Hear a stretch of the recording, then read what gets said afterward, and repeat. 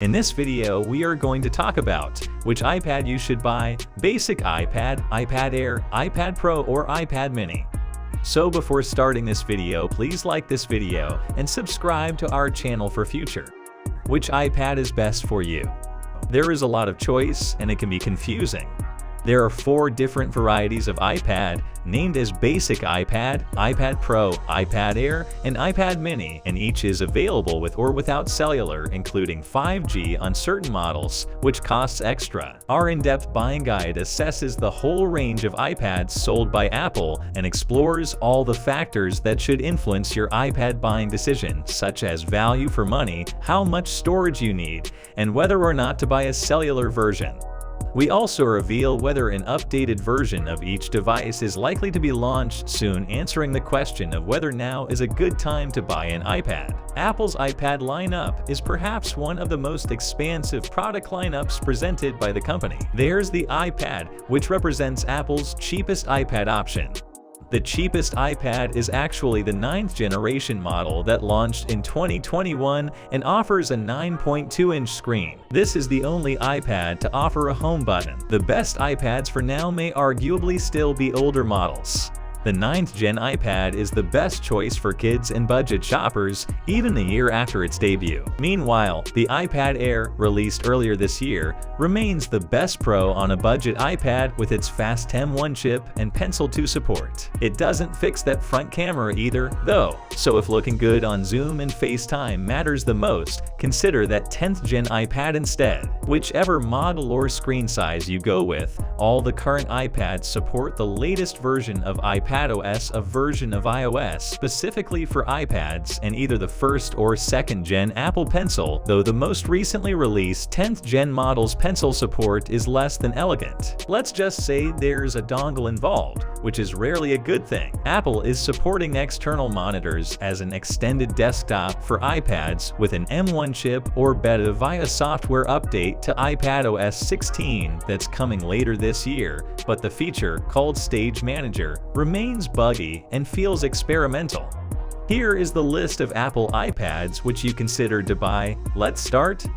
Basic iPad. We've always appreciated the entry-level iPad for its affordable price. Last year's entry-level model is less expensive than the newer 10th Gen iPad and is still very functional. Its older, a 13-chip and Lightning charger-equipped Touch ID home button design all feel somewhat out of date but work fine. This iPad screen size is perfect for everyday work and fun. There's an auto-zooming front-facing center stage camera, and unlike the 10th Gen iPad, the 1st Gen Apple Pencil doesn't need a dongle to work. It's still compatible with a range of keyboard cases, too. It also comes in new and fun colors that break out of the standard space gray and silver we have seen for so long. The colors include pink, blue, yellow, and the expected Apple silver. Apple iPad Air.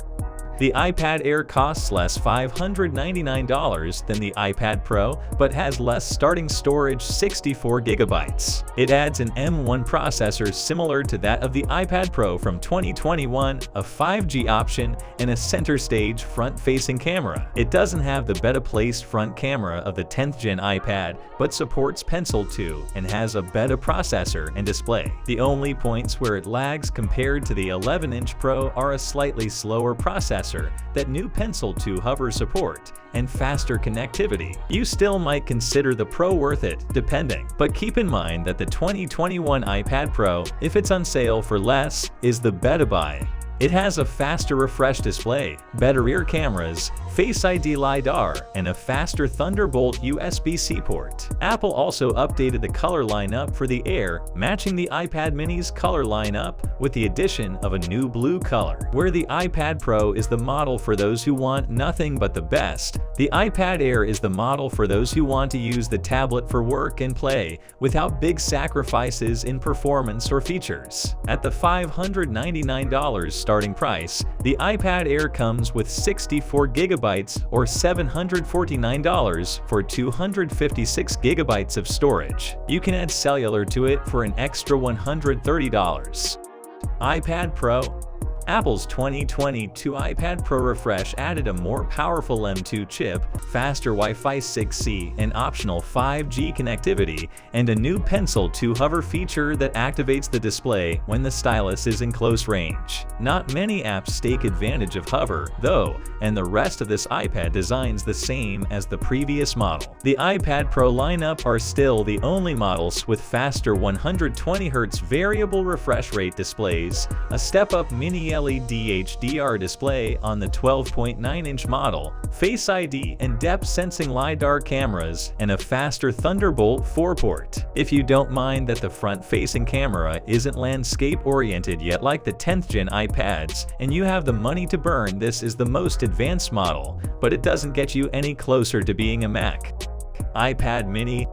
If you want something smaller and more manageable, the Apple iPad mini fits the bill. Apple's recent update to the mini brought it current with the company's new flat edge design, a USB-C port for charging and data transfer, and support for the second-generation Apple Pencil. It's powered by the A15 Bionic processor, and the display size was increased from 7.9 inches to 8.3 inches by removing the home button and putting Touch ID in the top button that's used to sleep-wake the tablet. The overall size of the mini actually decreased.